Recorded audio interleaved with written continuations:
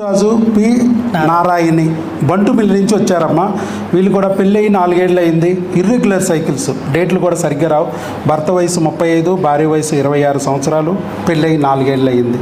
మరి ఏంటయ్యా, ఎందుకు వచ్చావు ఇక్కడ నా దగ్గరికి, ఎప్పుడు వచ్చావు, ఏంటి అసలు అక్కడ ఏమన్నారు, ఇక్కడికి ఎన్నాళ్ళ తర్వాత నీకు ప్రెగ్నెన్సీ వచ్చింది, ఇవన్నీ నువ్వు చెప్పాలి. నా దగ్గర ఎన్నాళ్ళకు ప్రెగ్నెన్సీ వచ్చింది చెప్పు, ముందు వాళ్ళకి టెన్షన్ లేకుండా. 2 నెలల్లో వచ్చింది ప్రెగ్నెన్సీ, ముందు అది మాట్లాడుకుందాం. ఇక మిగతా అన్నీ తర్వాత చూద్దాం. మరి 4 ఏళ్ల నుంచి రాంది ఇక్కడ ఎట్లా 2 నెలల్లో వచ్చింది? ఈ 4 సంవత్సరాలు అక్కడ ఉన్న డాక్టర్లు, ఆయన తిరిగిన డాక్టర్లు ఏమన్నారు విందాం.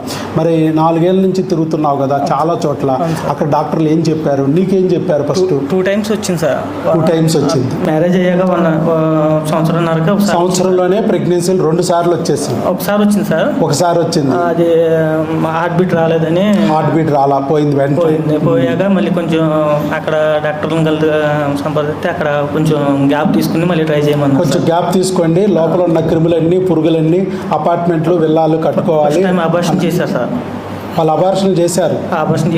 మనం ఏమంటాము, ప్రెగ్నెన్సీ అబార్ట్ అవడానికి ప్రధాన కారణం క్రిములు అంటాం.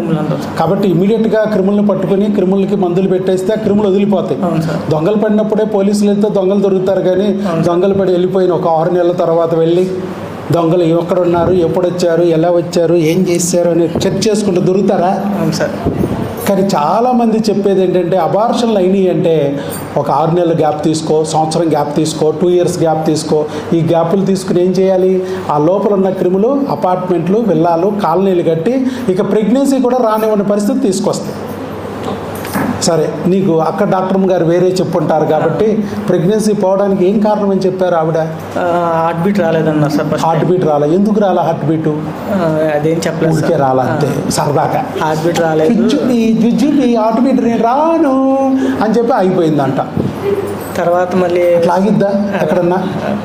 హార్ట్ బీట్ వచ్చి ఒక మనిషి చచ్చిపోయాడంటే దానికి కారణం ఉంటుందిగా, ఏదో ఒక కారణం ఉంటుంది కదా సార్. హార్ట్ ఆగిందంటే దానికి ఒక కారణం ఉంటుందిగా. ఏ కొలెస్ట్రాల్ అడ్డం పట్టమో, లేదా ఎవడన్నా గుండెల్లో బొరవడమో, లేదా వాడిని ఎవరన్నా కొవ్వు పదార్థాలు తినిపించేసి అన్ని బాగా ఊరిచ్చేసి అన్ని సభ్యేయడం చేసి ఉంటారు, ఏదో ఒకటి చేసి ఉంటారు. అవును సార్.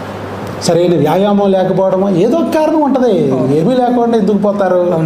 అలాగే ఇక్కడ కూడా మరి బిడ్డ హార్ట్ బీట్ ఆగిపోయింది. ఎందుకు ఆగిపోయిందో చెప్పలేదు. కాకపోతే గ్యాప్ తీసుకుని ట్రై చేయండి అన్నారు. సరే, అన్నాళ్ళు గ్యాప్ తీసుకున్నారు, మళ్ళీ 3 నెలలు 4 నెలలు గ్యాప్ తీసుకుని మళ్ళీ ట్రై చేశారు. మళ్ళీ ఫస్ట్ ప్రెగ్నెన్సీకి మళ్ళీ 8 నెలలకి మళ్ళీ వస్తుంది సార్. మరలా ప్రెగ్నెన్సీ వచ్చింది, మళ్ళీ లట్టుకునే వచ్చింది. ఓకే, ఈసారి హార్ట్ బీట్ వచ్చింది కానీ గ్రోత్ లేదన్నారు సార్. ఈసారి హార్ట్ బీట్ వచ్చింది కానీ గ్రోత్ లేదన్నారు, మళ్ళీ పెరగల, మళ్ళీ వదిలేసి. తర్వాత అప్పుడేం చెప్పారు? గ్రోత్ లేదు, అప్పుడే హార్ట్ బీట్ ఆగిపోయింది. ఎందుకు ఆగిందో తెలియదు, గ్యాప్ తీసుకోవాలి. ఇప్పుడు హార్ట్ బీట్ వచ్చింది కానీ వచ్చిన హార్ట్ మళ్ళీ ఆగిపోయింది. ఎందుకు ఆగిపోయిందో తెలియదు కానీ ఈసారి ఏం చేయమన్నారు? ఈసారి ఐయుఐకి వెళ్ళాలి. నువ్వు నీ కణాలు అట్లా కాదు, నేనే వస్తాను దగ్గరుండి ఇసురుతానన్న. ఇప్పుడు భర్త న్యాచురల్గా కలవడం అనేది ఆయన కణాలని భార్య గర్భసంచిలో వదులుతాడండి. ఇప్పుడు మేడం ఏం చేస్తుందండి, ఐయుఐ పేరుతో ఈవిడ ఆ కణాలను తీసుకుని పాలకేంద్రంలో పాలు పితికినట్టు పితికి కణాలను కలెక్ట్ చేసుకుని దాంట్లో తప్పలు పుచ్చులు ఏరేసి మంచి కణాలను తీసుకుని గర్భసంచిలో వదులుతాను అంటది. ఇప్పుడు గర్భసంచిలో ఎవరున్నారు? క్రిమిగాడు ఉన్నాడు. వీరి కణాన్ని నాశనం చేసే క్రిమి, అండాలను నాశనం చేసే క్రిమి. ఒకవేళ బిడ్డ వస్తే బిడ్డను పొడిసేసే క్రిమిగాడు అక్కడ ఉన్నాడు. ఆడు గుండెల్లో పడితే గుండెలు పోతాయి, ఊపిరితిత్తులో పడితే ఊపిరితిత్తులు పోతాయి, బ్రెయిన్లో పొడిస్తే బ్రెయిన్ నాశనం. బిడ్డ గట్టిగా పొడిస్తే 3 నెలలకే చచ్చి ఊరుకుంటుంది, లైట్గా పొడిస్తే 5వ నెలకైనా 9వ నెలకైనా కడుపులోనే చచ్చిపోద్ది. ఇంకా లైట్గా పొడిసింది అనుకోండి, పుట్టిన 6 నెలలకైనా 6 సంవత్సరాలకైనా చనిపోయి తీరుద్ది అన్నారు సార్. ఇక్కడికి వచ్చి తిరిగి వెళ్ళిపోయాను. అది ఎందుకనంటే ఆయన ప్రెగ్నెన్సీ అమ్మో సార్ వచ్చింది, నిలబడిద్దో లేదో అని భయపడుతుంటే నెక్స్ట్ టైం చూద్దాం లేవయ్యా, హార్ట్ బీట్ రాని, పెటల్ పార్ట్ రాని, శాక్ రాని, అన్నీ వచ్చాక 3 నెలలు నిండాక నీకు పూర్తిగా నమ్మకం వచ్చాక వీడియో ఇద్దిగానని చెప్పాం.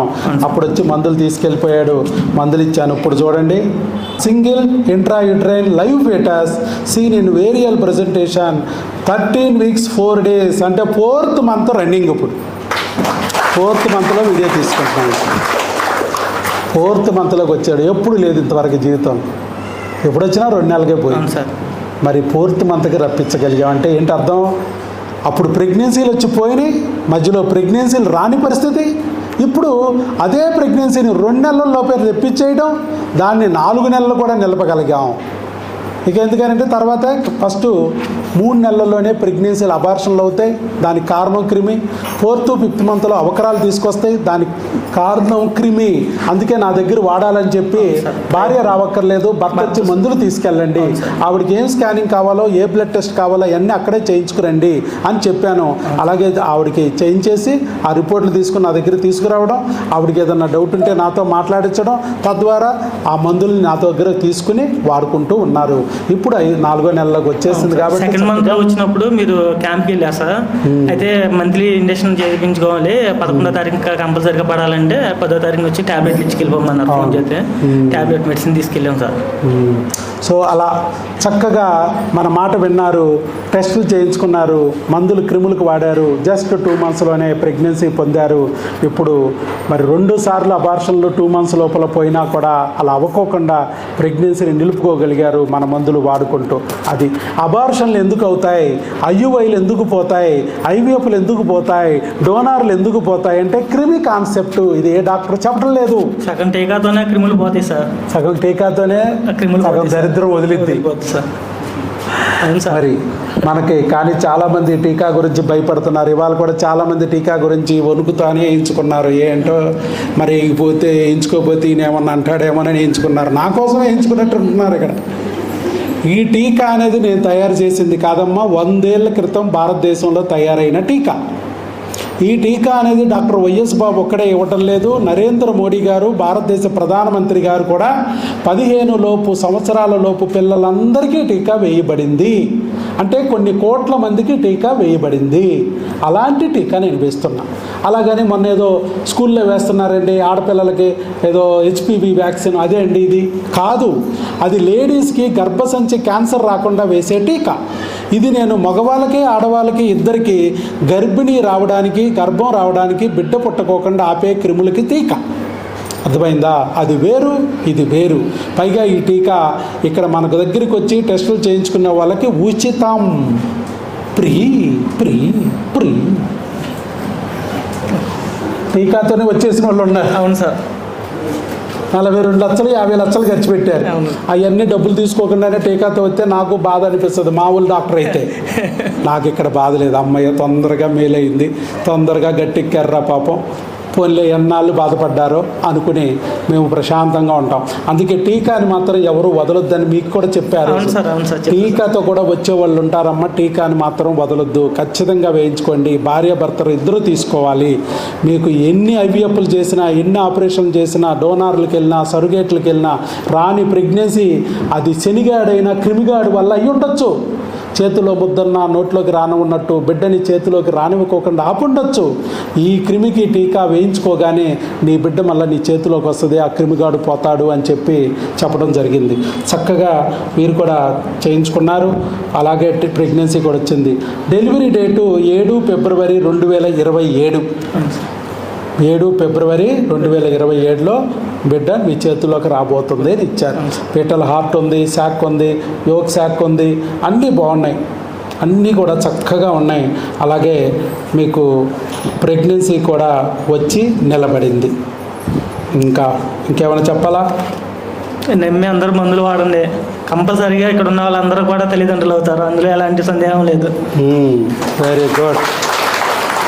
ఇర్రెగ్యులర్ సైకిల్స్ అయినా, అమ్మాయికి పీసీఓడీలు ఉన్నా, అండం ఎదగట్లేదు పగలట్లేదన్నా, బయట డాక్టర్లు ప్రెగ్నెన్సీలు 2 వచ్చి అబార్షన్లు అవుతున్నాయి అంటే దానికి కారణము హార్మోన్లు అలాగా ఎలాగా అని చెప్పి భయపెట్టిన ఇవేమీ కాకోకుండా చక్కగా క్రిములు అనే చెప్పి ఆ క్రిములను మనం తొలగించి ప్రెగ్నెన్సీ పోవడానికి కారణమైన క్రిముని తొలగించి మళ్ళా 4 ఏళ్ళ 3 ఏళ్ల నుంచి రాని ప్రెగ్నెన్సీని మళ్ళా రప్పించడమే కాకుండా దాన్ని నిలబెట్టేటట్టు కూడా చేసాం. క్రిముని తొలగించి బిడ్డని వాళ్ళకి అందేటట్టు చేసాం. అది లెక్క. ఓకే, ఆల్ ది బెస్ట్ అయ్యా. మరి డాక్టర్ వైఎస్ బాబు భగవంతుడు నీకు బాధను తొలగించడానికి అలా చేస్తాడు. అప్పుడున్న భయం ఇప్పుడు లేదు కాబట్టి ధైర్యంగా చెప్పారు. ఓకే.